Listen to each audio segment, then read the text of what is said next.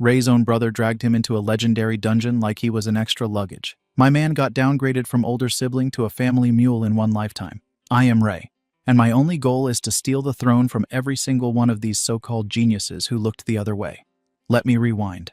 This guy had the most broken disadvantage: no color, no magic, a complete colorless in a world of mages. He carried gear for a decade and even watched his prodigy brother become a legend. Then a god threw him away because he was bored and wanted to play with a human toy. Kronos, the god of time and space, didn't betray him. He didn't even see him as worth betraying. He was just a bug to crush slowly.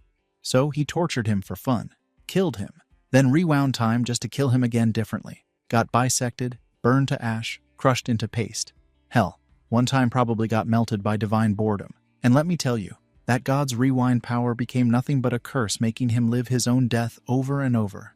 And to make things even sweeter, when he finally stole that power and rewound 7 years back, all those talented bastards were still stuck with their one cute little trick. But he, the colorless Zero, woke up with a black skill that could steal anything. Guys, absolutely destroy that like button and hit subscribe if you're new. Your support means everything. Now, let's continue. 10 years in the past, people looked at the sky above Tokyo in terror. A massive, inverted castle has suddenly materialized there. Simultaneously, mysterious dungeons have appeared all over Japan. This event caused people to awaken mana, and those with strong talent became mages. These mages then began to challenge the dungeons, and success brought them great wealth and fame. A mage's talent is judged by their mana's color. Most people show an aptitude for only one color, and a bearer of two colors is very rare. The MC's younger brother is one such person. This man, Kurosaki Kai, bears both blue and red mana and is currently facing a powerful demonic creature. The creature unleashes its full power. Kai feels excitement instead of fear. The beast charges directly at him. He activates his demonic spear skill and throws it. The demon cannot dodge and is hit directly. It falls to the ground defeated. Kai walks over and picks up the dropped item. Another person stands lost in thought in a corner. Kai throws the item at the man's head to get his attention. He tells him to be more alert and to pick it up quickly. People call Kai the Purple King. He is level 89, one of the strongest mages. The man with him is his older brother, Kurosaki Ray. Ray thinks of himself as incompetent and without aptitude. He is a complete colorless, a very rare condition. He is only level 1 but cannot give up his dream of becoming a mage. This is why he works as a porter for his brother's group. He clings to the naive hope of awakening an ability someday. This thin hope is why he follows Kai into dungeons. The group continues exploring. They arrive before a huge, imposing door. Other members comment they have reached the boss room. They think the boss should be easy.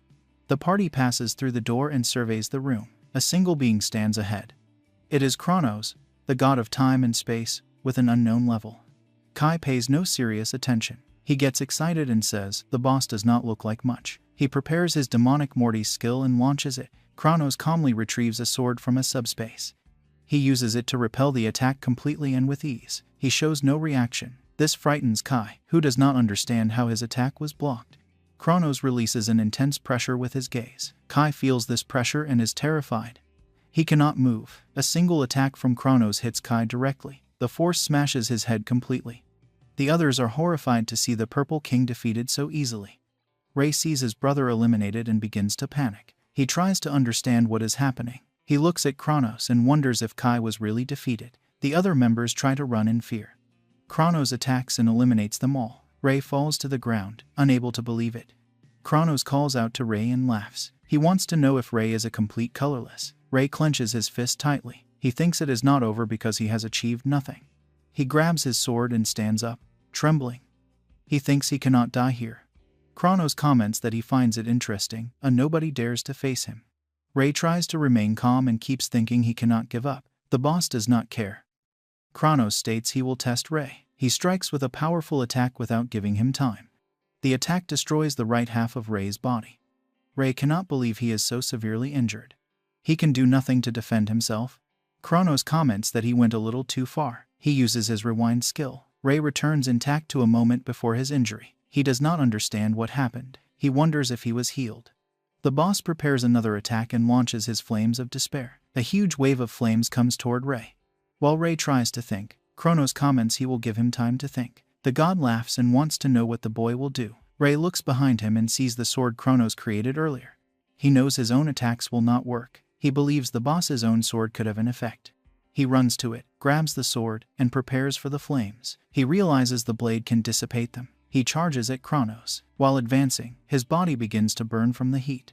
He tries to resist the pain. Kronos watches until he is surprised. Ray drives the sword deep into the boss's chest. Much of his own body is burning. He thinks he struck Kronos directly. Kronos laughs and activates his rewind skill again. Ray is frightened to find he has returned to a moment before striking. The boss is now healed. Kronos tells him it was fine entertainment. Ray drops the sword, falls to his knees, and begins to panic. He thinks everything he did was useless. He wonders if this is how he will be eliminated. Just then, a system screen appears, surprising him greatly. The system says that the presence of a god of time and space has been confirmed, and the seal of the black skill is released. And as a result, the steel skill has been acquired, and the rewind skill of Kronos has been stolen. Ray cannot believe it. Kronos begins to suspect something is wrong. Without thinking twice, Ray uses the stolen rewind skill. He manages to break the space and time he is in. The boss becomes furious. He shouts, calling Ray an insolent brat. He wants to know how a mere human dares to steal his skill. Time begins to regress, and Ray is thrown back to the time of his choice. He awakens in his bed, and recalls that he desperately used rewind skill earlier. Ray sees his reflection in the mirror and notices something strange. He feels strong surprise, wondering if this is his younger face. He thinks everything might have been a bad dream. He looks outside his bedroom window. The inverted castle hangs in the sky, still pure white. He remembers it was completely dark in his original timeline. He knows the castle stayed white for 7 years before slowly darkening. It turned completely black when its door opened, releasing Kronos. Ray begins to understand his situation. He remembers the fight with Kronos and stealing the rewind skill. He picks up his phone to check the date. The screen confirms his theory. He looks at his younger face again. He realizes he has gone back 7 years into the past. He successfully rewound time. He summons his skill status. A transparent blue screen appears. The list shows only one skill, steel skill. The stolen rewind skill is gone. He still feels excited because his original skill remains. He recalls his first life, 10 years without gaining a single skill. He feels sure this one skill will change his future. A notification chimes on his phone. He reads it and realizes he has returned to the exact day of the Mage Qualification exam. The exam is in Chiyoda Ward, at the Mage Association headquarters near Tokyo Station. Ray knows this agency supervises all dungeon mages. He walks through the main doors. He glances around the lobby. Everything looks shiny and new to him due to the 7-year difference. This modern look makes sense now. 2 familiar figures spot him and walk over. They call him by the nickname Colorless and demand to know why he is there. They are Ike and Goto. Ray recognizes them as his brother Kai's followers. Goto steps forward and puts an arm around Ray's shoulders in a fake friendly gesture. He asks if Ray plans to fail the exam again. Ike states bluntly that a person without monocolor will always be a nobody. Ray quietly agrees with their cruel words in his mind. He has taken this test many times before. His dream never faded in his first life, leading to constant failure. Today is different. He forcefully shrugs off Goto's arm. He tells both men to leave him alone and walks toward the registration area. Ike complains loudly about a colorless person, ignoring them. Goto mutters about Ray acting strangely. In a separate office, exam proctor Hinata reviews paperwork. She is a B-rank mage. She looks up and sees Ray through the window. She notes his presence once again. She takes a slow, deep breath. She tells Ray the exam is still dangerous and he could get seriously hurt. Ray gives a small laugh and replies that this attempt will be a success. They walk into the examination hall. Hinata offers to explain the rules again. Ray keeps his eyes fixed on the glowing portal. He declines politely and steps through. The test goal is simple. He must collect 3 magic stones from goblins. Passing requires this for any mage with awakened abilities. This task is very easy. Ray feels determined to end his cycle of failure. A low growl comes from the dungeon shadows. A sinister creature steps out to block his path. Ray remembers this incident from his original future. This monster should never appear in a level 1 dungeon. He now faces a red-capped goblin of level 37. Proctor Hinata watches through a monitoring screen. She cannot believe what she sees. She shouts in alarm about the high-level monster. She grabs her sword and rushes into the dungeon to help. She screams at Ray to run away immediately. Fear fills Ray, but not for himself. The power difference between Hinata and the monster is too large. He remembers from his past life that she lost this fight. She fights the red cap to protect him. She struggles to block its powerful attacks. She realizes she is losing and feels real fear. The red cap smashes through her defense with one strong blow. The force throws her body across the rocky ground. Ray's thoughts race. In the previous timeline, she fought to give him time to escape. Those injuries ended her mage career. He believes his own weakness caused her ruin. His face hardens with new resolve. The red cap turns its attention toward him. Ray prepares to stand his ground. He tells himself the outcome will be different. He throws his dagger at the monster's head. He knows this red cap has a skill that makes its body stronger. The creature blocks the dagger easily with its arm. Ray understands normal attacks are useless. He jumps forward and punches the monster directly in its face. He hopes his steel skill made a difference. The red cap becomes angrier. It prepares to swing its weapon. Suddenly, the creature stops. It seems confused by a strange feeling. A system notification appears. The message informs him he has stolen the body enhancement skill from the red cap. His own physical power increases immediately. Ray looks at the now weakened monster. He attacks again with full force. This time, he easily cuts the monster in half with his sword. He says aloud that without its skill, the monster is just weak meat. Hinata observes the scene with deep confusion. She cannot understand Ray's victory over the red cap. Ray takes a steadying breath, thinking his power to steal skills is incredible. Hinata walks over and demands an explanation. Ray feels embarrassed and decides not to reveal his black skill. He claims it was a lucky coincidence. This makes Hinata furious, and she tells him to stop lying. She changes the subject, stating the exam must be cancelled due to the irregular monster. She needs to report the incident immediately. Ray notices a drop item on the ground and picks it up. He knows such monsters should not appear yet. He tells Hinata he still needs 2 more mana stones to pass. She yells that now is not the time for the exam. A low growl comes from a tunnel. Ray turns and sees 2 ordinary goblins charging. He eliminates them with a single strike. Hinata is surprised again. Ray picks up their dropped mana stones and asks if he can keep them.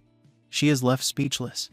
Later, at the association entrance, Proctor Hinata hands Ray his official mage license. He stares at the card, thinking this moment took far too long. He remembers never giving up on his dream and his 10 years as a porter. He finally feels like a real mage. Hinata interrupts, telling him to check the exchange details for the mana stones. Ray knows mana stones are valuable clean energy sold for money. He checks the screen. The reward for defeating a rank A red cap is a large profit. He sees the calculated value and his eyes widen in shock. He exclaims about receiving 3 million yen. Hinata confirms the amount is correct. Ray comments he never knew mages earned so much. Hinata laughs and says he will earn even more soon.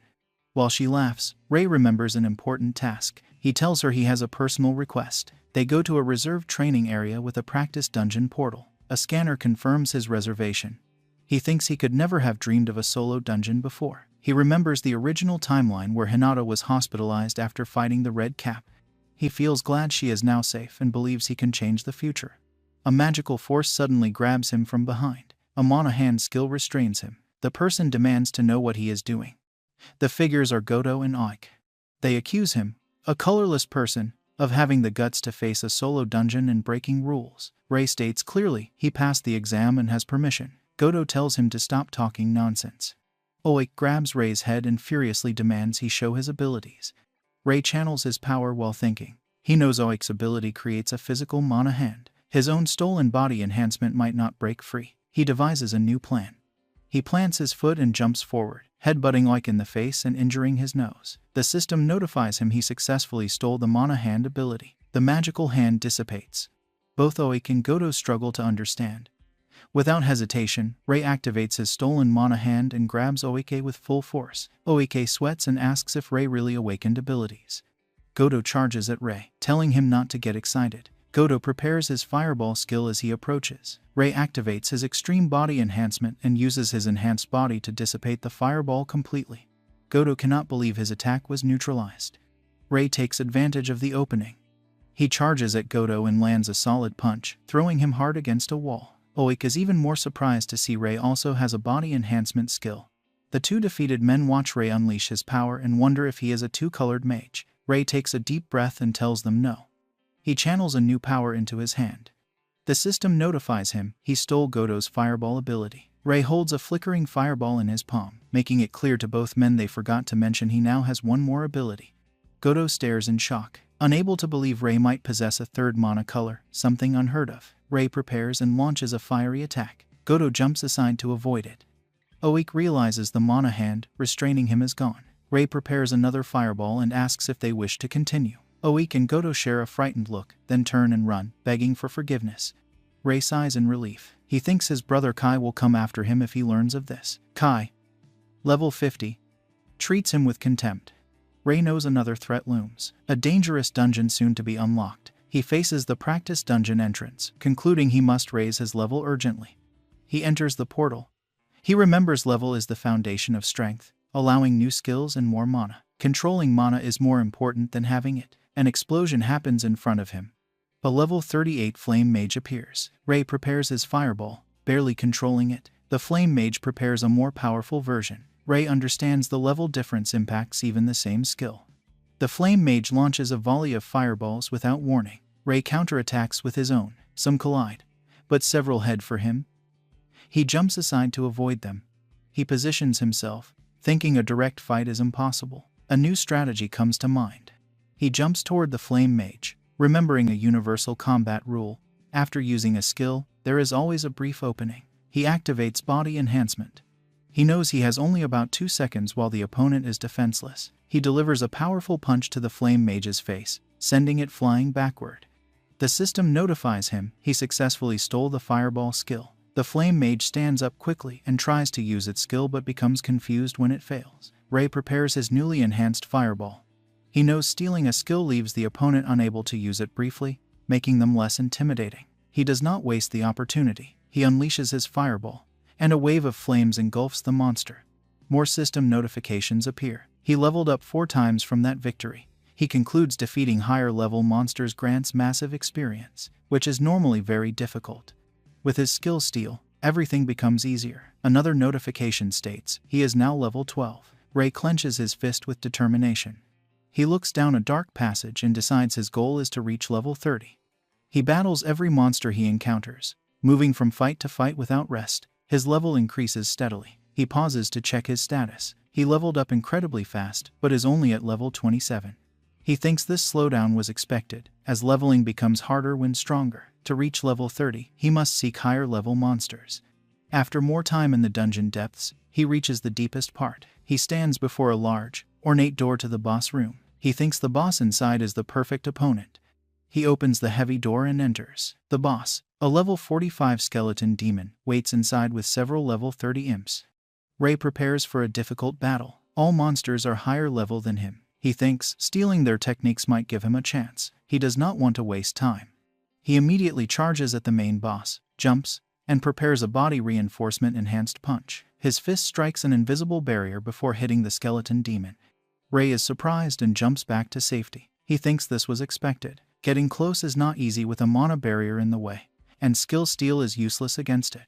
The skeleton demon becomes furious at the attempt. It lets out a piercing magical roar and moves with incredible speed, getting very close to Ray instantly.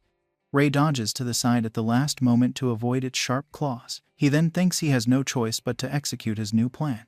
Ray notices the group of imps moving to attack him as well. He jumps high into the air to intercept the first one. He delivers a strong punch to the creature and activates his skill-stealing ability upon impact. The system notifies him that he has stolen the Ice Stake skill. Ray then prepares his fireball skill and launches it at another approaching imp. He sees a third creature coming immediately after. He prepares his newly acquired Ice Stake and throws it. The sharp ice projectile completely impales the monster. Ray lands back on the ground of the boss room. The skeleton demon uses its own magic to summon even more imps from the shadows. Ray understands the boss can summon these creatures whenever it wants. Another imp charges toward him. He thinks this situation would normally be very problematic, but now he knows it is convenient for his goals. He confidently charges forward and eliminates the imp with another quick strike. The system notifies him he has leveled up to 28. Ray realizes the boss could provide an infinite source of experience if it keeps summoning. Another system notification then catches his attention. The message informs him his mana mastery has reached the required point. Because of this achievement, the synthesis skill unlocks. The skeleton demon seems to sense this change. It loses its composure and starts screaming loudly in rage.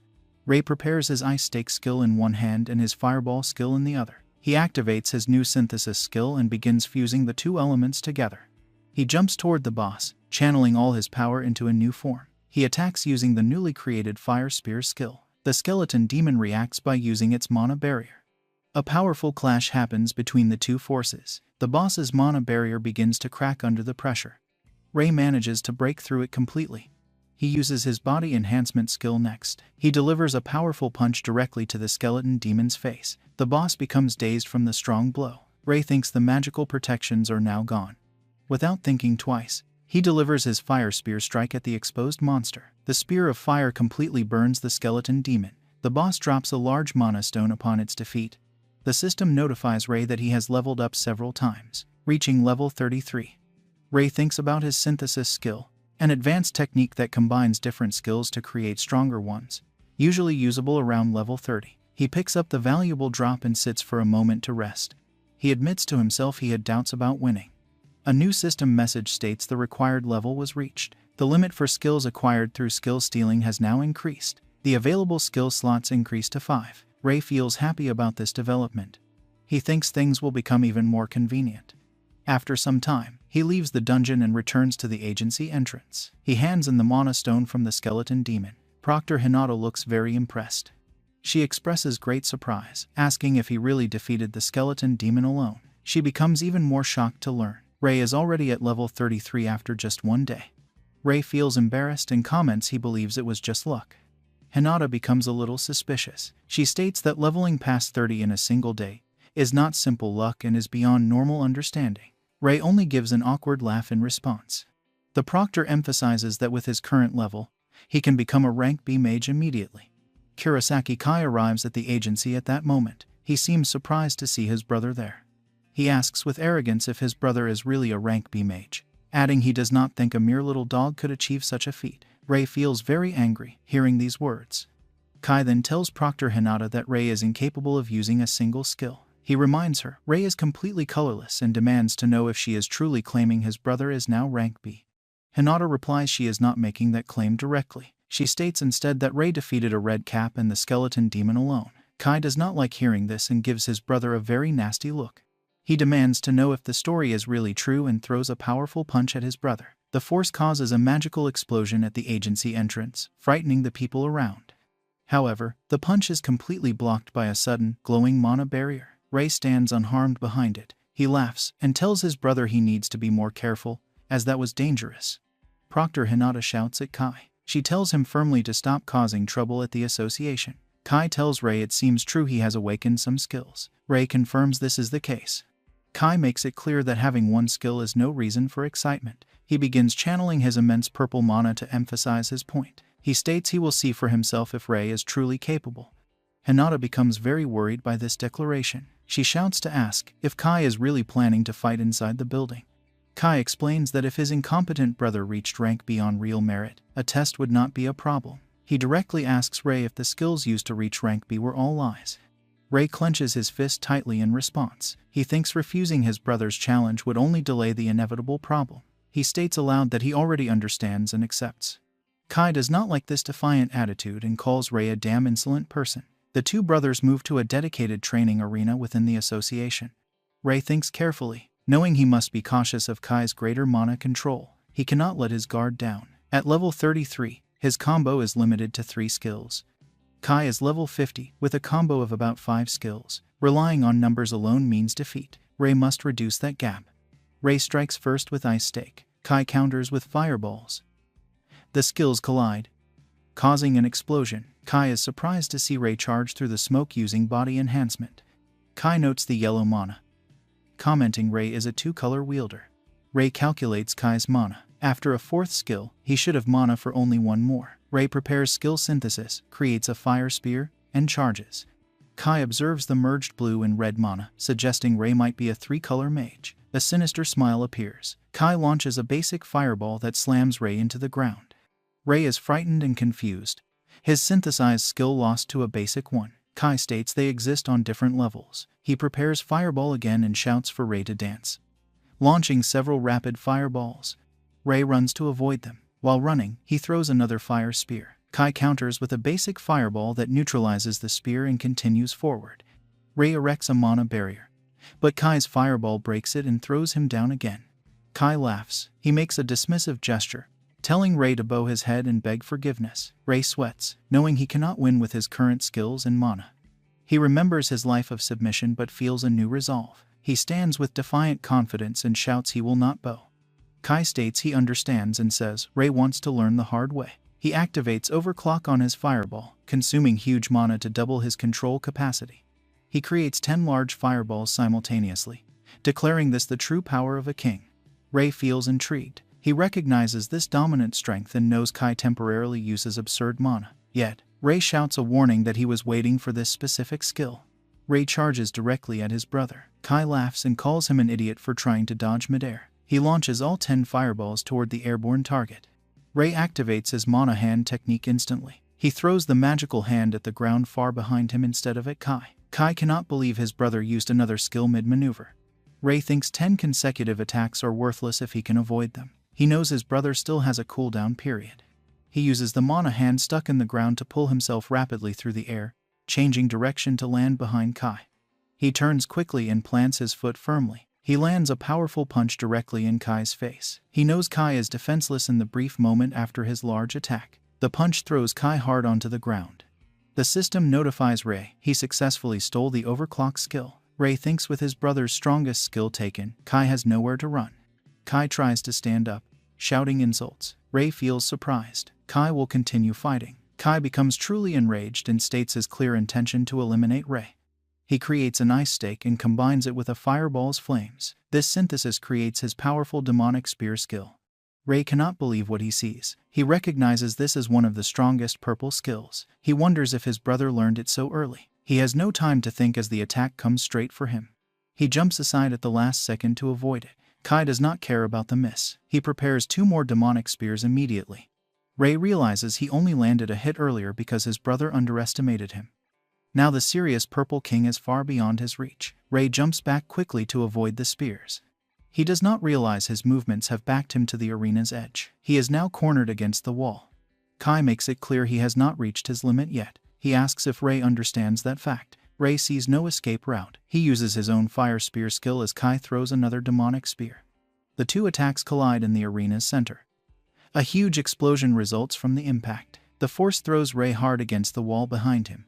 Ray tries desperately to stay on his feet. Kai states this power is why he is called the Purple King and proof he is the strongest. Ray breathes heavily and thinks his brother is right about the demonic spear's strength. Kai tells him not to act boastful just for using several colors. Hearing these words gives Ray a new idea. He looks at his own hand and knows he does not compare to his brother currently. He clenches his fist tightly. He questions himself about finding the true potential of purple skills. He keeps watching Kai from across the arena. He thinks about his own limitations until now. He was limited to synthesizing only 2 colors due to his mana capacity. He decides to test a new possibility. He activates the overclock skill he stole from his brother. Kai cannot believe what he is seeing. He wonders if it is really possible for Ray to use his signature technique. A system screen appears before Ray's eyes. He thinks his mana capacity has now doubled temporarily. The system notifies him his mana capacity increased due to overclock's effect. It also announces the black synthesis skill has been unlocked. Ray feels excited about unlocking this new skill at the most critical moment. Kai prepares another fireball while watching carefully. He wonders what Ray is planning. Ray observes the power flow into his hand. He knows this is the 3-color synthesis no one has ever achieved before. He begins to merge a red skill with a blue skill and finally a yellow skill. The fusion forms a new dark power called Abyssal Flame. Kai cannot believe his eyes. He is seeing black mana power for the first time. Ray reflects on the 3 basic mana colors, blue, red, and yellow. He has always heard he was not suited for any of them. Now, he knows that was not true. He has consumed this new mana. He realizes he is the ultimate black mage.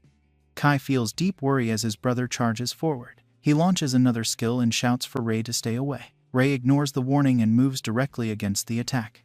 He watches carefully and recognizes the right moment to make his move. He uses his own power to completely dissipate his brother's skill. He keeps charging ahead without slowing down. Kai continues to shout that such a thing is impossible. Ray keeps advancing with steady determination. Kai's worry increases, and he tries to create another demonic spear. Before he can throw it, Ray closes the distance between them.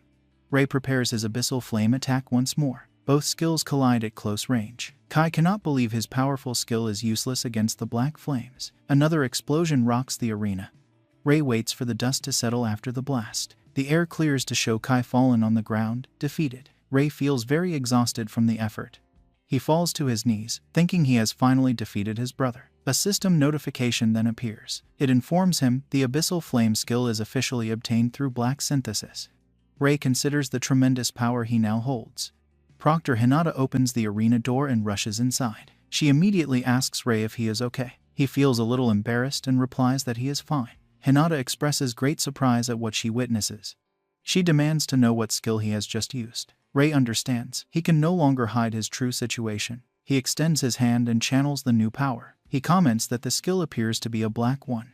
Hinata feels very surprised by this information. She states this could make him the first black mage in the world. Ray asks if he will be forced to report this to the association.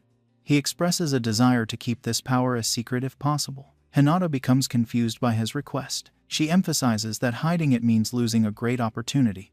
Ray does not understand and asks her to explain more clearly.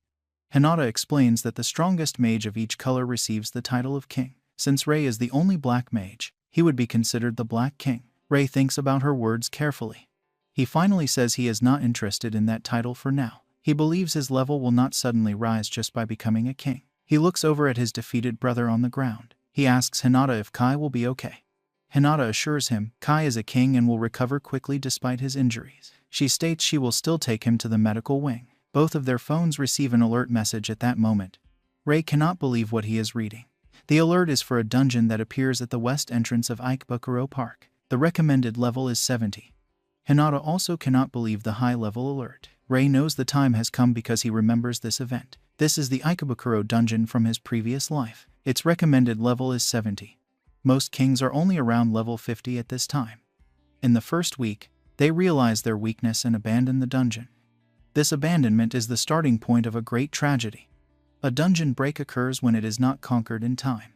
Ray knows that at this time, such a phenomenon is still unknown. If a dungeon is not cleared within a certain time, monsters pour out of the portal. The Ikebukuro dungeon is the first recorded break in history. Because of it, the city of Tokyo becomes filled with monsters, and many people die. Ray knows he cannot allow that tragedy to repeat. He needs to stop the dungeon collapse somehow. He tells Hinata he will conquer the Ikebukuro dungeon. Hinata feels very surprised and says it is still too dangerous for him. She explains that only mages of at least rank A are allowed to enter dungeons with a recommended level above 50. Ray thinks he is lucky because there is still some time before the collapse. He asks if the next rank A exam is the following week. Hinata, feeling intrigued, confirms it is. Ray declares he will reach rank A in time for that exam. Hinata feels surprised but agrees with Ray's plan. She states that with his skills, passing the rank A exam should be no problem. Ray wants to know if there are any other obstacles. Hinata explains the requirement for the promotion exam. To take the rank A test, a mage must first clear a rank B dungeon in a group.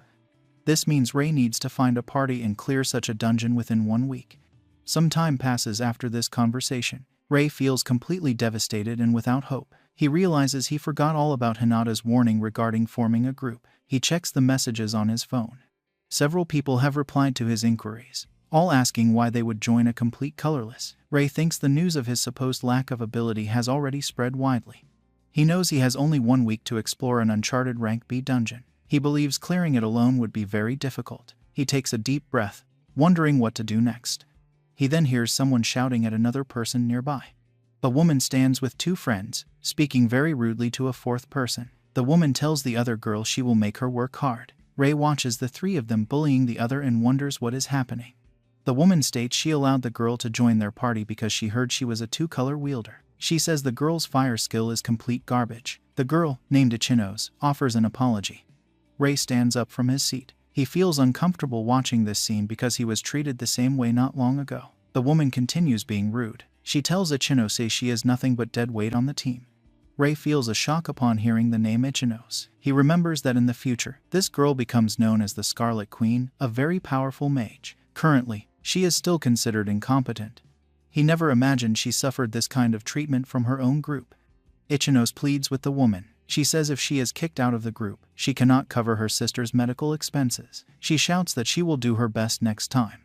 The woman tells Ichinos to prove it during their upcoming raid. Otherwise, she will end up on the street. Ichinos agrees and promises to do her best. The group then starts to leave. Ray keeps watching, concerned about whether things will be okay. Later, Rei heads back to his house. He feels quite intrigued by what he saw. Ichinos will become the Scarlet Queen in a few years. Before reaching that point, she apparently went through many hardships. He remembers a key incident from his previous life. Around this same time, Ichinos was seriously injured during a boss battle and fell into a coma for several years. As he thinks about this, he makes a connection. He wonders if that serious injury will happen during the very raid she mentioned. He is not completely sure, but the situation does not seem normal. He concludes he should hurry to the dungeon. Sometime later, inside the Rank B dungeon, Ichinos' group stands before the boss room. The boss is a level 45 Dullahan. It drives its huge sword into the ground. The woman from the group smiles and says she has an idea. She pushes Ichinos forward and tells her to face the boss alone.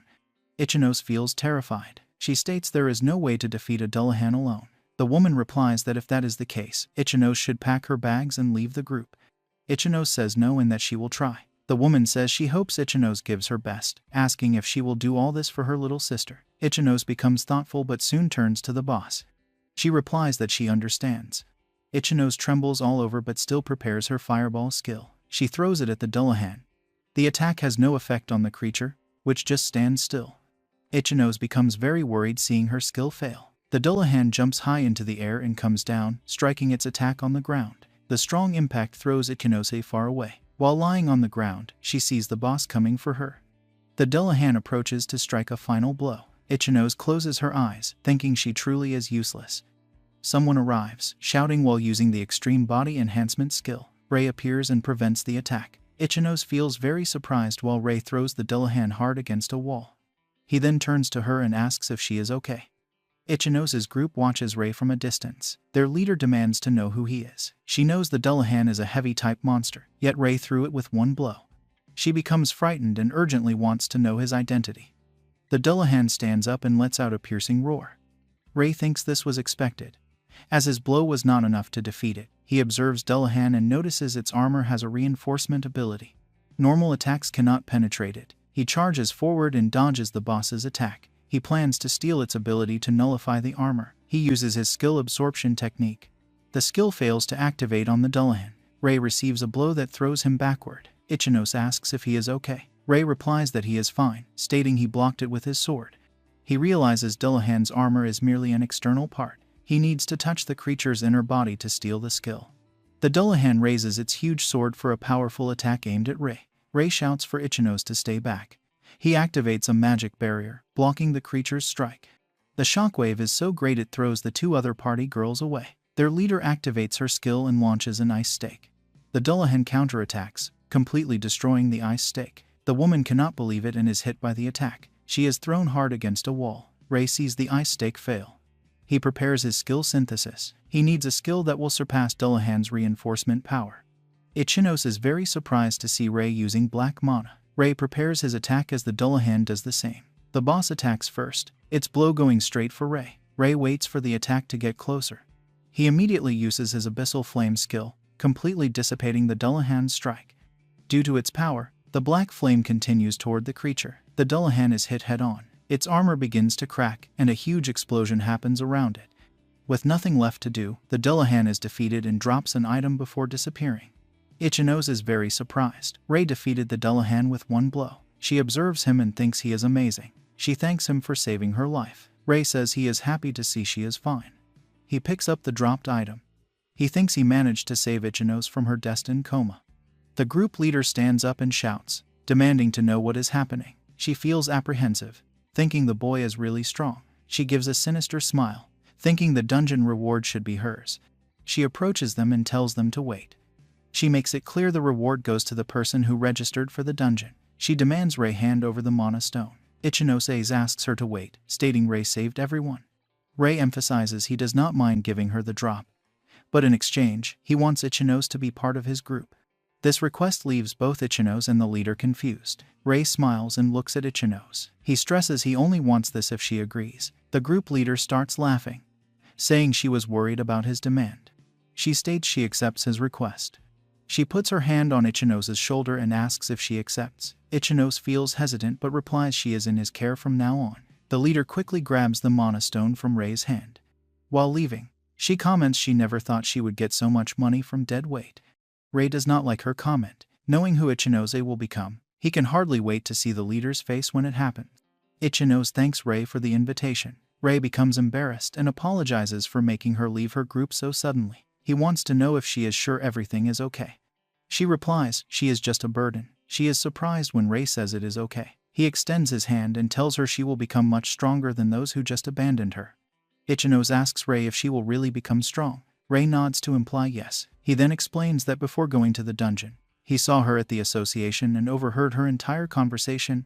Ichinose remembers the embarrassing scene and feels a little sad. Rei notices her mood and quickly apologizes. He states it was a coincidence, but he thinks he can help her.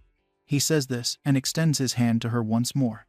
Ichinose feels a little reluctant but soon replies that it is okay and she is in his care. Rei feels happy to hear this. He takes her hand and comments that he feels the same way. The next day, they go to the entrance of a new dungeon. Rei stretches and comments it is time to conquer a rank B dungeon. Ichinose asks if conquering this dungeon will allow them to take the rank A exam. Rei confirms that is exactly the goal. But he emphasizes it is not just that. He explains that inside this specific dungeon there is a key that can make her stronger. Ichinose feels intrigued about this key. She thinks that if she gets stronger and raises her rank, she can gather money for her sister's medical expenses. She raises her head and tells Rei they should move forward. Both enter the rank B Crystal Cave dungeon. Something soon catches Ichinose's attention. She quickly points ahead, showing Rei several black wolves. Rei steps forward and tells her to leave it to him. He uses body enhancement and charges at the creatures. He lands his first blow on one wolf and uses his incredible speed to eliminate several more very quickly. Ichinose feels impressed watching Rei fight. She thinks her previous group, the Isoyama team, was strong. Seeing Rei's way of fighting, she believes he is on another level. She concludes her old group is not even close to his skill. After dealing with the wolves, they keep walking through the cave. Rei turns to her and explains their objective there. He promises her his full support. Ichinose steps forward and replies that she understands. She positions herself for battle. She thinks defeating many monsters is the strategy to level up quickly. She keeps in mind she can only use basic attacks at first. Several more creatures approach. Ichinose thinks she needs to try to change her approach. She casts her fireball at the approaching monsters. Rei watches her fight from a distance. He thinks this is a test for Ichinose, but he really wants to see if she will realize her true weapon. He then notices some creatures approaching from behind her. Rei equips his sword. He makes it clear to the monsters he will not allow them to interfere. Ichinose keeps fighting alone but does not notice one creature behind her. She ends up being attacked. She looks around and thinks that no matter how many she defeats, more keep appearing. She takes a deep breath and reflects that if she continues at this pace, her mana will run out quickly. A new idea comes to her mind. She immediately turns and sees Rei fighting other monsters. Watching him in action, she knows he is trying to make things easier for her. She concludes she needs to stop lamenting and must meet his expectations. She prepares her fireball again and keeps eliminating monsters whenever she can. She starts leveling up several times from the experience. While casting her skill, she begins to notice her mana is not running out. Rei notices this change too. He thinks this was expected. He remembers that Ichinose is built for long battles, and her greatest weapon is her enormous mana pool. A system notification appears for Ichinose at that moment.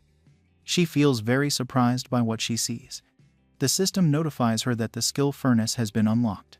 Soon after, they reach the boss's room of the Crystal Cave.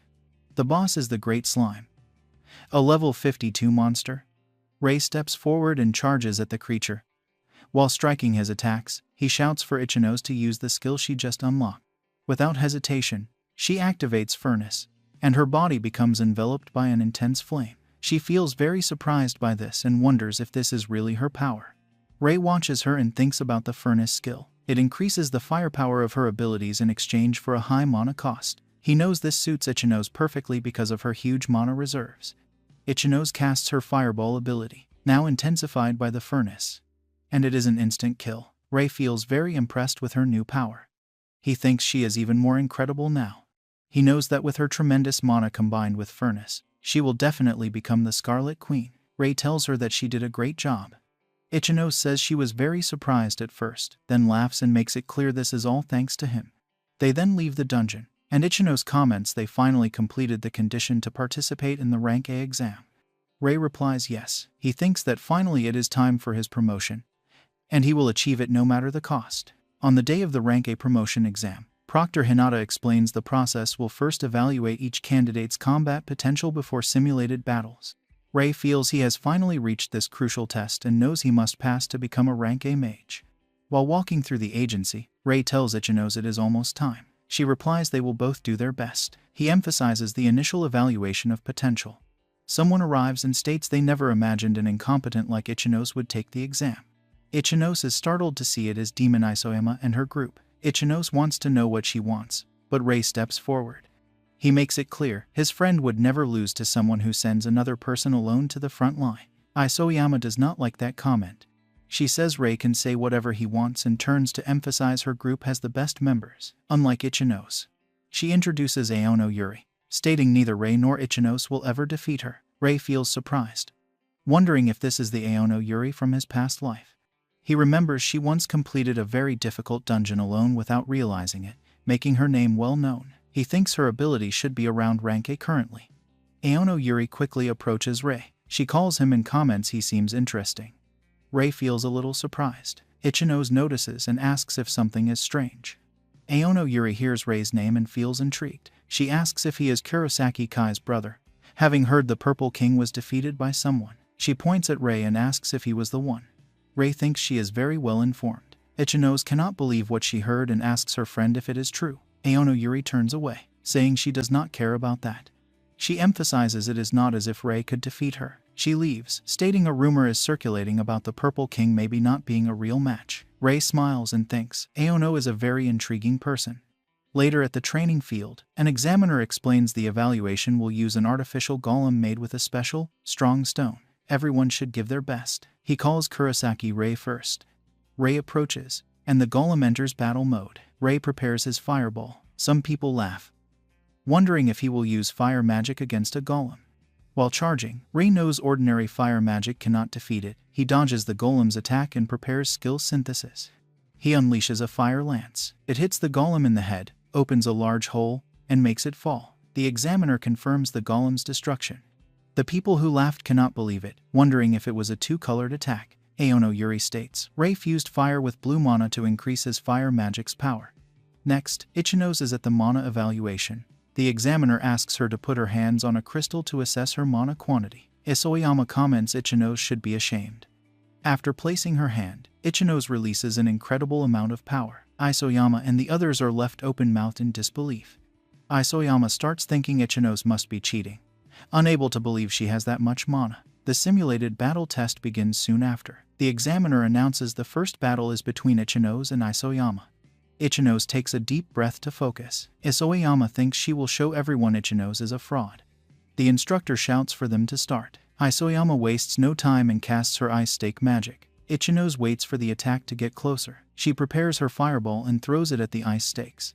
The skills collide in a huge explosion that completely shatters the ice.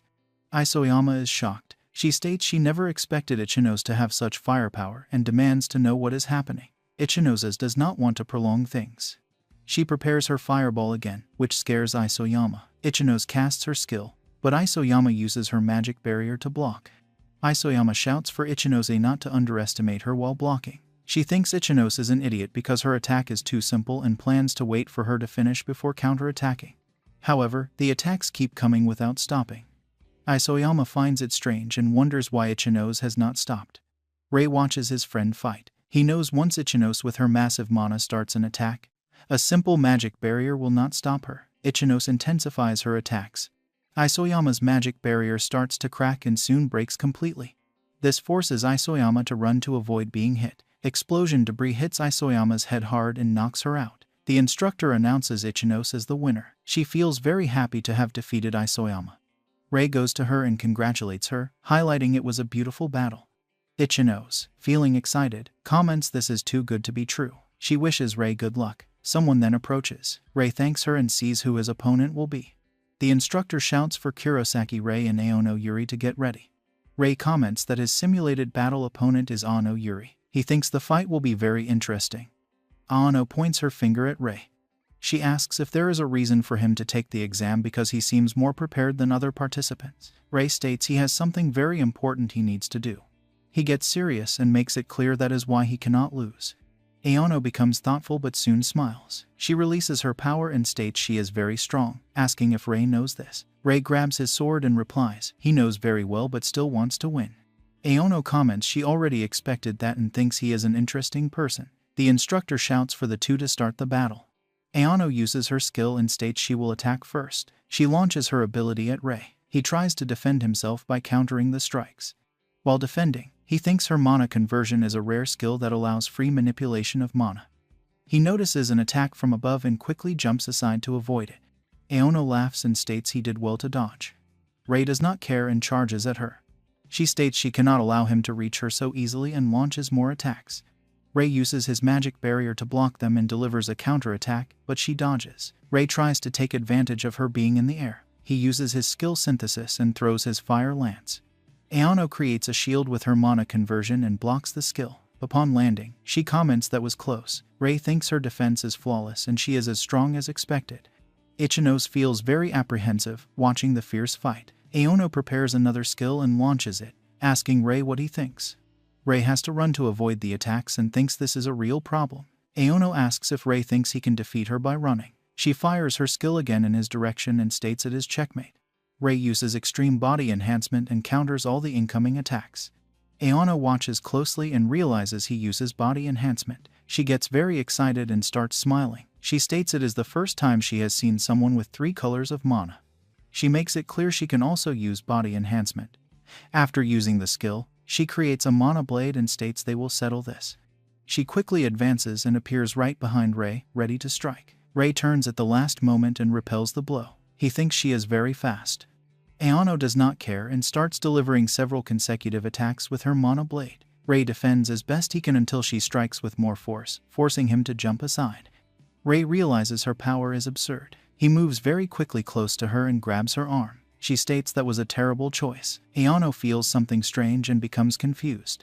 The system notifies Rei that her extreme body enhancement has been absorbed. She jumps aside, realizing her power is fading. Rei takes advantage of the opening and advances. He lands a direct hit on her. Aono coughs from the strong impact. Before falling, she states Rei was hiding his power. She falls to the ground. The instructor announces Rei as the winner of the simulated battle. Later, in a medical wing, Aono begins to wake up. Rei feels happy to see her awake. Aono comments she truly lost the battle.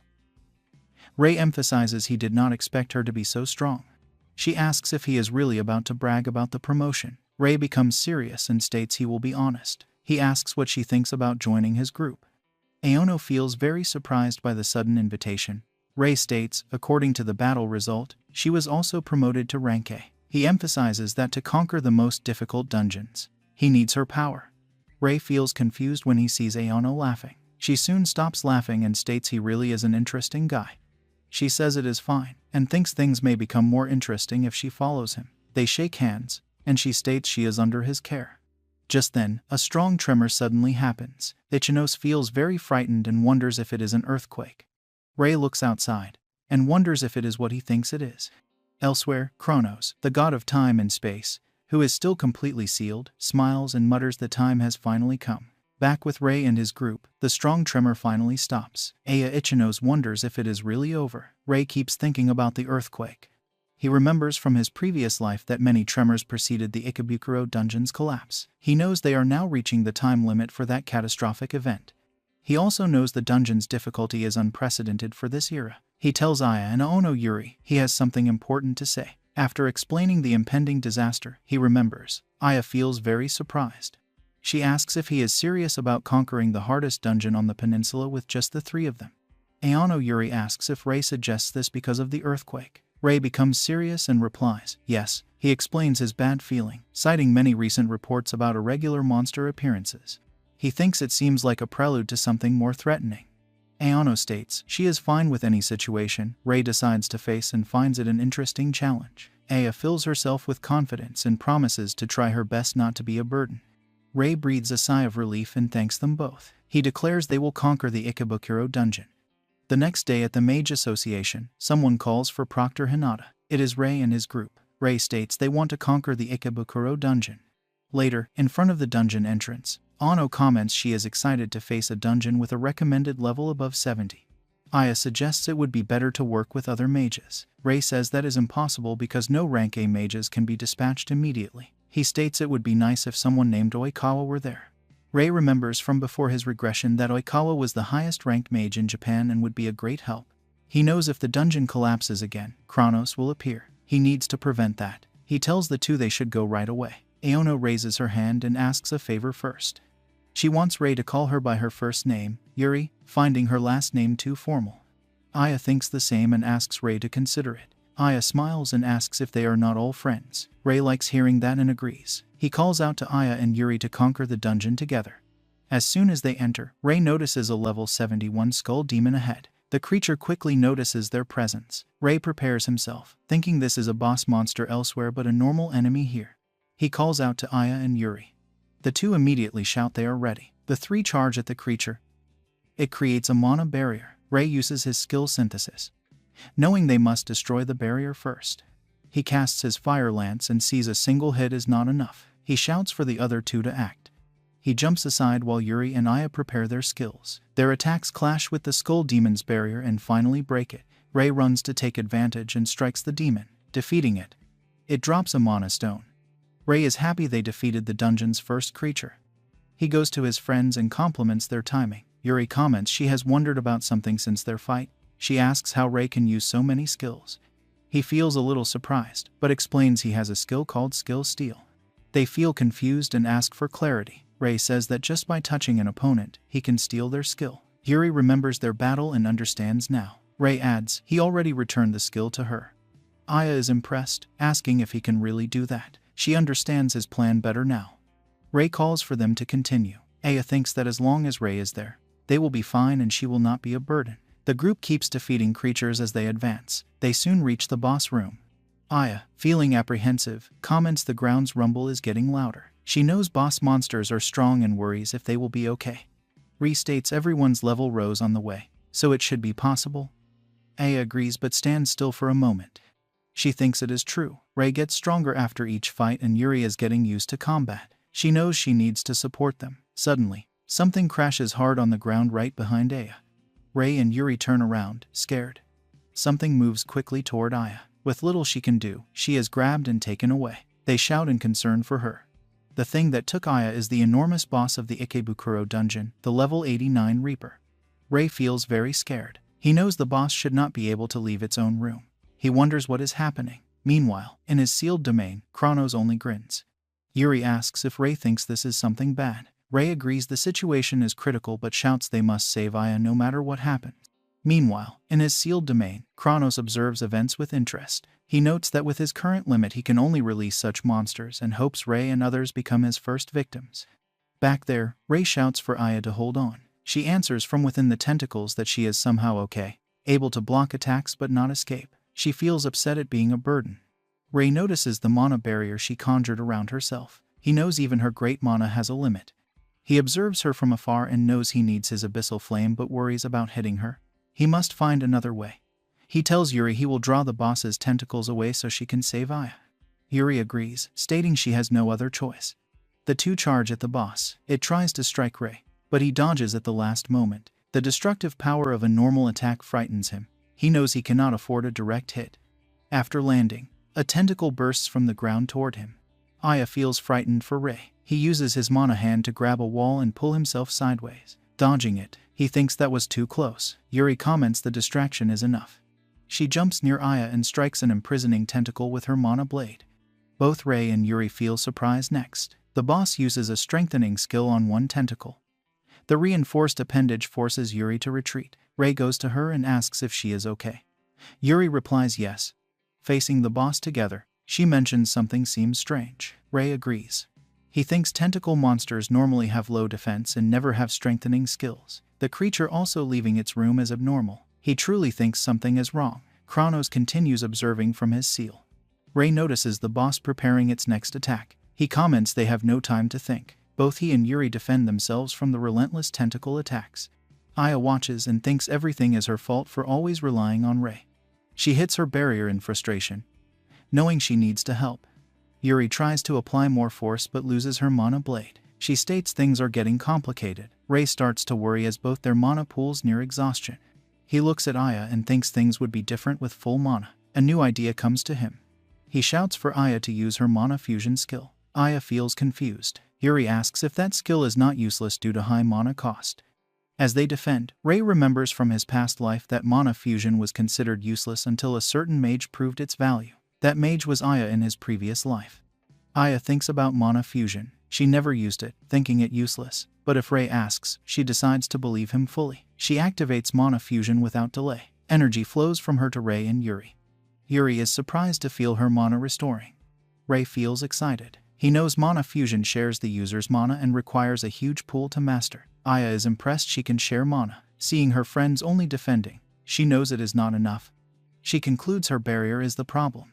She quickly dispels her mana barrier. Rei feels very frightened and shouts, asking why she dispelled her barrier. The boss's tentacles immediately grab her. While trying to resist, Aya activates her furnace skill. The furnace skill amplifies the power of her mana fusion on her friends. Rei shouts, worried about Aya. Aya, almost without strength, says she leaves the rest to them. The boss's tentacles completely wrap around her. Rei becomes very serious. He calls to Yuri, and without another word, they both charge at the creature with everything they have. Yuri thinks about Aya's great dedication and knows she must do the same. Rei thanks his friend internally for granting them more strength. The two go straight to where Aya is held. With their powers replenished, they easily cut through the boss's tentacles as if they were nothing. Rei shouts that now they can forge the path they want. Rei continues clearing a path toward Aya. He reflects that her mana fusion skill recovered their mana and enhanced their abilities, allowing them to pierce the enemy's defenses. He calls to Yuri and states they will save Aya with their next move. Aya, meanwhile, is almost out of strength and remains completely trapped. Rei struggles to advance through the boss's tentacles and is forced to retreat briefly. He fears at this pace they will not reach her in time. Yuri calls out to Rei and states clearly she will open a path for him. She shapes her ability and creates a staircase of mana leading toward Aya. Without hesitation, Rei starts running up it. He thanks Yuri internally for her clever move. But the boss refuses to allow his advance and attacks with more tentacles. This time, Rei activates his body enhancement and dashes forward at high speed. He cuts through the tentacles as if they were nothing. He reaches Aya, picks her up in his arms, and jumps away to safety. He looks back to see if the boss will attack them in the air. Seeing no movement, he lands with Aya and asks if she is okay. Aya laughs weakly and says she already expected him to save her. Rei feels happy to see she is fine. Yuri goes to Aya and thanks her for saving everyone by restoring their mana. She remarks that Aya is very brave. Aya smiles and thanks Yuri but then turns toward the boss. She states she does not think they are done yet. Then, something strange happens with the severed tentacles at that moment. They all begin to regenerate rapidly. The boss then launches its tentacles toward the group, forcing them to jump back. Rei comments it will be a big problem if the monster keeps regenerating. One tentacle bursts from the ground and tries to hit Yuri, but she dodges and counterattacks it. She then yells at Rei, wanting to know his plan because the situation could get much worse. In response, Rei tells her to leave things to him. Yuri states that although it is frustrating, she will leave it to him if he has a plan, but they don't have enough time. Rei stabs his sword into the ground and rushes forward at full speed, stating he will finish this soon. Yuri looks at his abandoned sword and wonders if he will attack using only his body.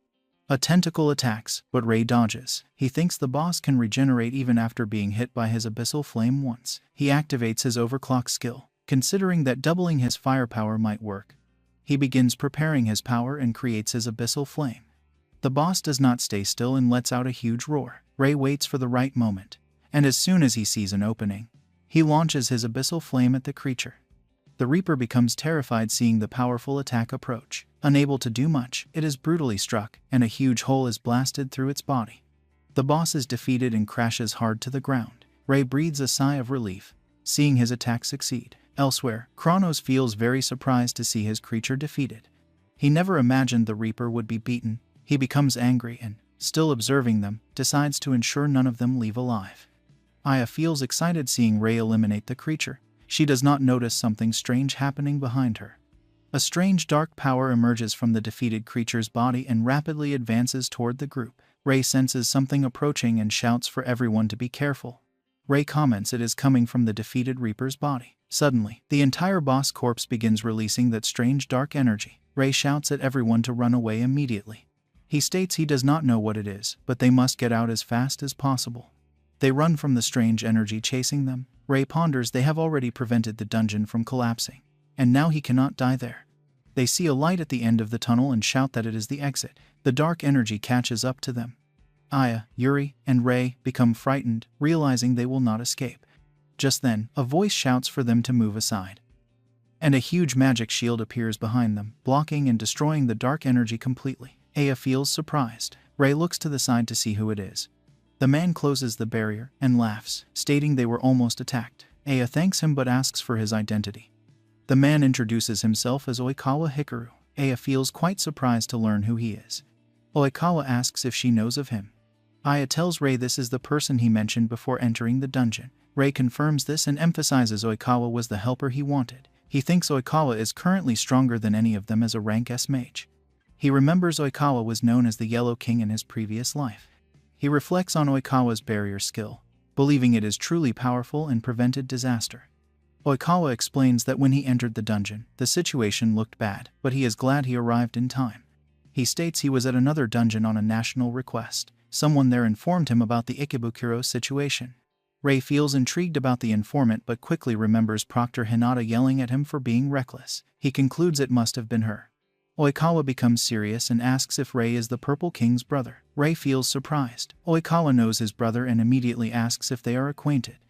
Oikawa replies he has heard of Kai many times but was not very interested. He adds Ray does not need to worry about that. Ray says he understands and thanks Oikawa for the help. Oikawa laughs and says it is fine, as he did not do much. He emphasizes Ray did well in defeating the dungeon boss. At that moment, the drop left by the boss begins to shine intensely. Oikawa walks over, picks it up, and comments that a stone this large means the boss was very strong. He tosses the stone to Ray and congratulates him. Ray feels surprised and asks if he can really keep the drop. Oikawa states that regardless of what happened, Ray conquered the dungeon. Before leaving, Oikawa says he looks forward to Ray's future achievements and is sure he will become even more remarkable. After Oikawa leaves, the group feels very surprised by the entire event. Later, they all head to the Mage Association building. Aya comments that Oikawa is quite a peculiar person. Ray agrees and thinks Oikawa might just be easygoing or have too much free time. Hinata sees Ray and shouts his name with great worry. She says she was anxious because he took too long after his morning request. She adds that the dungeon he entered is recommended for level 70 and above, making it extremely dangerous.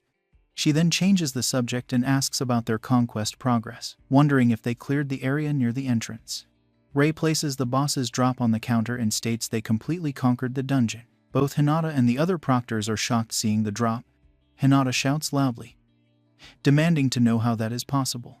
Soon, people receive reports that someone conquered the Ikebukuro dungeon. They feel surprised and wonder who did it, as it is a level 70 dungeon. Elsewhere, a bald man yells for someone to schedule a meeting with the dungeon conqueror and the association. Later, Aya thinks she can finally cover her sister's medical expenses after the conquest. During a press conference interview, she expresses gratitude to Ray for inviting her. Isoyama sees Aya's interview on a large screen. One of her colleagues calls her, asking if that is really Aya. Isoyama stands completely stunned, thinking this must be a lie. Kai sees the news that his brother is the dungeon conqueror and becomes furious, calling his brother a bastard. Meanwhile, Oikawa receives a message from a mysterious person that asks if the colorless person really conquered the Ikebukuro dungeon. Oikawa confirms it with LOL and says the colorless has indeed grown stronger. Next day, Ray walks through the city and looks up at the conquered dungeon. He thinks it is good he prevented the collapse of Ikebukuro dungeon. He clenches his fist and concludes he only succeeded because of everyone's help. He thinks he needs to get stronger no matter what. 3 days pass, and back at the association, Hinata spots Ray and informs him the association is full of people talking about him lately. Ray feels embarrassed and says it's quite embarrassing.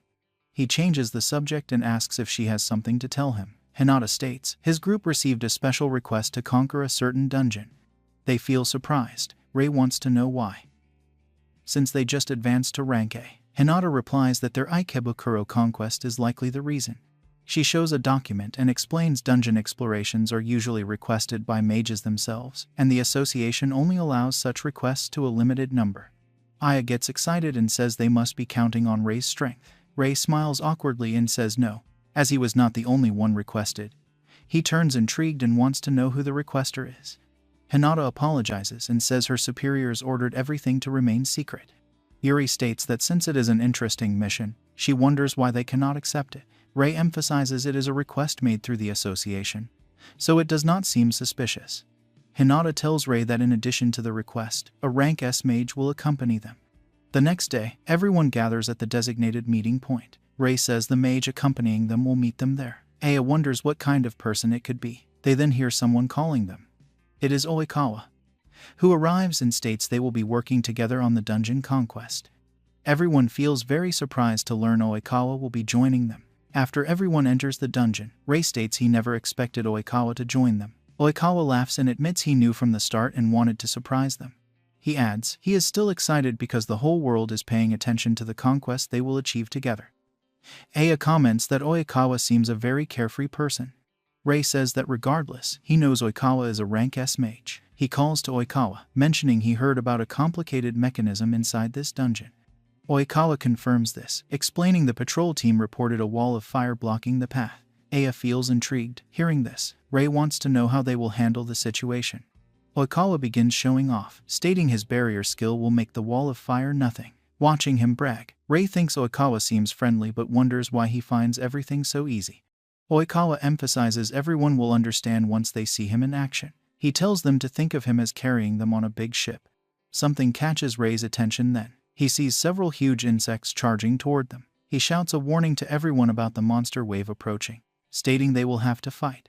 Rei becomes serious, thinking it is the perfect time to see a rank S mage's strength. He ends up stunned to see Oikawa trembling in a corner instead. Oikawa, shaking all over, admits he is terrible against insect-type monsters. Aya shouts at him not to say that so proudly after claiming he would carry them. Rei states clearly they have no choice but to handle it themselves. As the insects get closer, Rei shouts for everyone to get ready for battle. Aya wastes no time and activates her fireball. She throws it at the creatures. Yuri takes the opportunity to move forward, saying these insects are nothing compared to previous monsters. She activates her mana conversion and begins defeating several insects. Rei watches the remaining ones closely. He prepares his skill synthesis, creates a fire spear, and throws it, hitting multiple insects at once. Oikawa, still in the corner, feels impressed by Rei's power. Aya gets excited and says they did it. Rei agrees and comments everyone did a great job. A bit embarrassed, Oikawa walks over to them and admits he ended up being saved. While trying to explain his hatred for insects, something watches them from afar. Rei feels like he is being observed. He quickly shouts for Oikawa to be careful as several new monsters charge at him. The blonde mage becomes serious this time. He activates his skill around the wolf-like creatures. In the blink of an eye, all the creatures are severely struck. Oikawa smiles and explains this is his square box skill. He shrinks the barrier around his ability, forming a magic cube. When it falls to the ground, everyone is surprised by the skill. Oikawa picks up the small cube and states he hates surprise attacks. Rei quickly approaches him and asks for an explanation. Oikawa says his skill is called Square Box and it is one of his barrier abilities. He emphasizes it cannot be used against a very large enemy, but in return can neutralize creatures like those. He smiles, calling it quite convenient. Rei recalls hearing of it before but thinks the skill he just saw is truly amazing. Oikawa then calls everyone and says they need to keep moving. He walks away humming. Rei thinks to himself that this is the strength of a rank S mage. After walking further, they reach the fire barrier. Oikawa emphasizes this is the place reported by the superiors. Aya says it is really hot there. Rei wants to know if they really must go through it. Oikawa replies and tells everyone to stay calm because he will handle it. He creates a barrier over the wall of flames, opening a passage. He smiles and tells everyone to proceed. As they pass through, everyone finds his action amazing. Once they cross, Rei tells the group the hole ahead leads to the boss room. He turns and asks if everyone is ready. After they all answer yes, he gets excited and states they are going in. The group heads toward the boss room. Oikawa thinks about Rei, wanting to see if he lives up to the report, feeling quite eager for that. Upon entering the boss's room, everyone immediately feels the intense heat. Rei becomes worried as the temperature is truly unbearable. A creature then slowly approaches them, a level 68 flame garm. Rei quickly draws his sword and reflects that the boss is quite intimidating. The creature starts releasing power and creates a massive fireball. Rei yells to set up a magic barrier. Oikawa states it is unnecessary. The boss fires its attack, but Oikawa defends against it easily with his barrier skill. Rei feels very surprised by Oikawa's ability. Oikawa smiles and says he will keep up with their pace using his barriers but leaves the creature to them. Rei turns and says he understands. They will take care of the boss, but they should not underestimate it. He thinks even Oikawa's barrier could be destroyed if hit too many times. He considers using his abyssal flame but observes the boss more closely. Flame garms are extremely fast, and the mana cost for his dark ability is very high. He decides to act first and tells his friends to find an opening. Rei activates his extreme body enhancement and jumps toward the boss. The creature tries to hit him, but he dodges and counterattacks. Aya launches Fireball and Yuri uses the mana conversion attack. The attacks go straight for the boss, but it dodges by jumping aside and creates distance. Rei feels very worried. This strength was expected, and a long battle is disadvantageous in the heat. They need to defeat it quickly. Oikawa observes Rei's performance, thinking his physical strength will run out soon. He wants to see what Rei will do next. Rei calls Aya and Yuri and explains they do not need to hit the boss directly but can aim for its feet. Yuri says this means Rei has a plan. Aya shouts that she understands. Yuri attacks, forcing the boss to dodge and move in a specific direction. Aya channels her power and thinks the furnace effect greatly boosts her firepower in exchange for higher mana cost. She creates a strengthened stone bullet and throws it at the boss. The boss dodges again, but it is now where Rei wants it to be. Rei thinks no matter how agile the boss is, it cannot dodge in midair. Rei jumps toward it and imbues his sword with his ice stake skill. Oikawa feels surprised to see Rei covering his sword with ice. The boss is startled, realizing it cannot move. Rei lands his attack, hitting the creature squarely. The flame garm cannot react and crashes hard to the ground. They have defeated the boss. The girls go to Rei and congratulate him. He emphasizes it was all thanks to them. Oikawa smiles and thinks it was a wonderful team effort. Rei is truly a talented mage, just as the report said. However, Oikawa believes Rei has not yet shown his true power. Rei tells them to return to the association to record their report, but Oikawa activates his magic and brings out a small barrier box and asks everyone to wait. Rei recognizes it is the same ability as before. Oikawa states he wants to test him. Rei becomes confused and asks for clarity. Oikawa explains his square box can capture monsters and also serve as a training method. He asks Rei to allow him to be honest. He wants to see Rei's true power, so he wants Rei to defeat the monsters sealed inside his skill. Oikawa makes it clear that if things get dangerous, he will seal the monsters back. The decision to accept is Rei's. Rei clenches his fist tightly. He does not fully understand Oikawa's reasons, but he also wants to gain more experience. He states he will accept the challenge. Oikawa positions the box in front of Rei and says he will begin. When he opens the box, dark energy pours out and quickly takes form.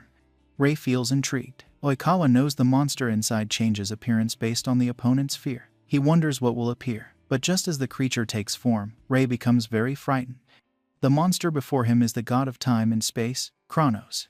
Oikawa is impressed, stating it is the first time he has seen such a monster. He thinks Rei truly has something hidden within him. Aya also notes it does not resemble any regular monster. Oikawa explains that the training monster always takes the form of its opponent's deepest fear. This means Rei has encountered this entity in the past. Rei knows this is not the real Kronos, but its intimidating aura feels identical to the one that overwhelmed him before his regression. The monster seems eager to begin a fight. Seeing no alternative, Rei decides to attack first with his sword. The monster blocks his strike easily with its own giant blade. Rei attacks again, managing to push the giant back a step. In response, the giant launches a mysterious attack from its eye. Rei blocks the eye attack because he recognizes it. Aya seems unfamiliar with this technique, while Yuri thinks it might be an invisible shockwave. Rei has experienced this attack in his previous life before regression, so he feels comfortable dodging it. He then attacks with his ice-imbued sword, striking with full force. The monster blocks it again and counters powerfully, throwing Rei far across the room.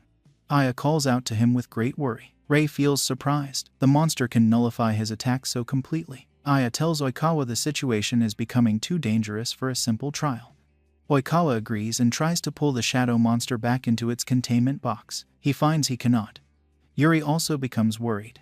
No matter how much effort Oikawa exerts, the monster resists the recall. This resistance shocks everyone present. They have never seen a training monster resist recapture before. Oikawa wonders what kind of monstrous fear this represents.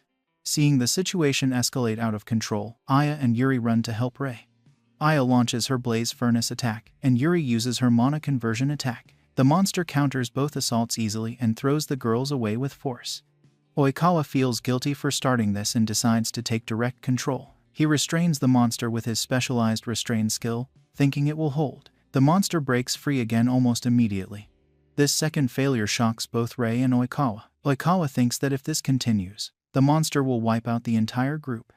Rei thinks deeper about the monster's nature. He realizes the monster is using a specific skill that allows it to recreate Kronos' appearance and abilities drawn from Rei's own memory. If this theory is true, Rei knows a way to control the situation. Rei plans to steal the very skill that allows the monster to recreate itself. He launches a final, determined attack. During the clash, he uses his skill steal ability and drains the replication skill from the monster. This action ends the monster instantly. Oikawa stands in shocked silence, beginning to wonder deeply about Rei and the true extent of his power. Surprisingly, 3 days later, Oikawa and Yuri appear before the Blue King to submit their official report about the incident during Rei's trial. Later, Yuri is waiting alone in a hallway with growing irritation. Oikawa finally appears and apologizes for being late. They walk toward the courthouse of the Blue King. Yuri does not hold back her criticism. She reminds him he almost got everyone killed during Rei's trial. Oikawa lowers his head in acknowledgement. He states he never expected things to spiral out of control. Yuri calls his explanation a weak excuse. She tells him to be thankful that Rei forgave him so easily. Oikawa admits his mistake and adds that Rei's power is far beyond what he ever imagined and exceeds even the details in her report. The thought of facing the Blue King after such chaos makes him anxious. He wonders if their leader will overlook this mistake. Once, inside the king's chamber, Yuri and Oikawa greet him respectfully. The Blue King, Hojo Itsuki, welcomes them with calm authority and praises their recent work. Yuri apologizes for arriving immediately after returning from exploring overseas dungeons. The Blue King replies casually that he himself has been clearing dungeons across 10 different countries. Yuri feels stunned by this revelation. She knows each of those dungeons must be as dangerous as the Ikebukuro dungeon Rei and Oikawa conquered. To her, this proves the Blue King exists on a completely different level, someone who treats walking through death as a routine. The king then shifts to the real matter. He asks for a report on Rei's trial performance. After hearing the detailed account, he finds Rei's abilities remarkable. Oikawa admits Rei is an S-rank warrior who may now be stronger than himself. The Blue King thinks that his combat skills are also excellent. Moreover, he has a skill that allows him to steal an enemy's skill. He believes, then Rei might be exactly the kind of mage he needs. He tells Oikawa and Yuri then he has a favor to ask both of them. Meanwhile, Rei and Aya arrive at the association headquarters. Rei thanks Aya for supporting him during the difficult trial. Aya wonders where Yuri is. Proctor Hinata spots them and quickly calls Rei over. She informs him that the Blue King has summoned him personally, though the reason remains unknown. This news makes Rei feel slightly tense and surprised. Later, Rei and Aya enter the courthouse of the Blue King. Inside, the king greets Rei with a warm demeanor. It is Rei's first time seeing Hojo Itsuki, the Blue King, in person. In his past life, this man was known as the True Color King, a warrior who believed the strong must protect the weak. Rei had admired him deeply. But the Blue King later died in a dungeon collapse while shielding civilians, becoming a hero who saved countless lives. To meet him again, alive, feels surreal to Rei. He quietly wonders why fate has brought him here now. Before he can speak, Yuri enters the chamber. She states she has a secret to reveal. Aya feels shocked to see both Yuri and Oikawa inside the chamber and demands an explanation. The Blue King reveals the truth himself. Both Yuri and Oikawa are members of the Apostles of the Holy Staff, an elite group under his direct authority. Their mission is to scout extraordinary talent. Rei and Aya realize the rumors about this secret group were true all along. The king further reveals he was the one who ordered Rei and Aya to clear the special dungeon, and he is the one who sent Oikawa with them. Oikawa laughs awkwardly and admits he wanted to test Rei's strength by letting him face the monster alone. Yuri grins and says she only joined his party because it looked fun. Getting to the point, the Blue King then states he is interested in recruiting Rei. However, multicolor mana users are extremely rare, and he wants to understand Rei before making a final decision. He asks Rei a simple but heavy question about what he truly wants as a mage. Rei remembers his past life, his failures, his weakness, and his solemn vow to defeat Kronos. He answers without hesitation that he wants to become stronger than anyone else. The king then asks if Rei wants to surpass even him and rise to the level of a color king. Rei answers yes with unshakable resolve. The Blue King smiles, pleased with his spirit. He offers him a place among the Apostles of the Holy Staff. Rei feels shocked by the offer, but the king assures him that joining the elite group will open a path far greater than anything he has known before. Later, Oikawa leads Rei and Aya to the briefing room of the Apostles, where the other elite members of the Apostles are already waiting for them. Rei recognizes them as elites from the Order of the Blue King, known as the Apostles of the Holy Staff. A mage named Kurohashi looks at the group and boasts he was expecting warriors, not kids. Shiroi, the girl next to him, reminds Kurohashi that he is the same age as them. Boy sitting in front, Azuma, teases Kurohashi for this, but Yashiro tells Azuma not to provoke anyone. Oikawa welcomes the new members and begins briefing them on the Blue King's request. He explains the mission is to conquer 2 dungeons, the Tama dungeon and the Makuhari dungeon. Both require a level above 65, so they will split into 2 teams. Oikawa states his team will consist of Yashiro, Shiroi, and Azuma to conquer the Makuhari dungeon. Rei and his squad, along with Kurohashi, will conquer the Tama dungeon. But Kurohashi immediately expresses his dislike for this plan. Yuri asks Kurohashi if he is unhappy. Kurohashi yells, he is. Oikawa explains that Rei's team's reports are satisfactory and that Rei himself wields 3 colors of mana. Kurohashi argues that having more colors does not mean he is strong enough, comparing him to his brother, Kurosaki Kai, whose failure everyone knows. Rei feels surprised to hear his brother's name mentioned. Kurohashi adds that Kai was also a member of the Apostle of the Holy Staff and was called the Purple King but was not worthy of the title. Rei remembers that Yuri once shared a similar low opinion of the Purple King. Kurohashi repeats that more mana colors do not equal strength. He also voices his suspicion that Oikawa helped Rei conquer the Ikebukuro dungeon. Aya shouts in Rei's defense, stating he is not weak. Yuri adds calmly that Kurohashi can see Rei's strength for himself inside the dungeon, seeing no other choice. Kurohashi reluctantly agrees.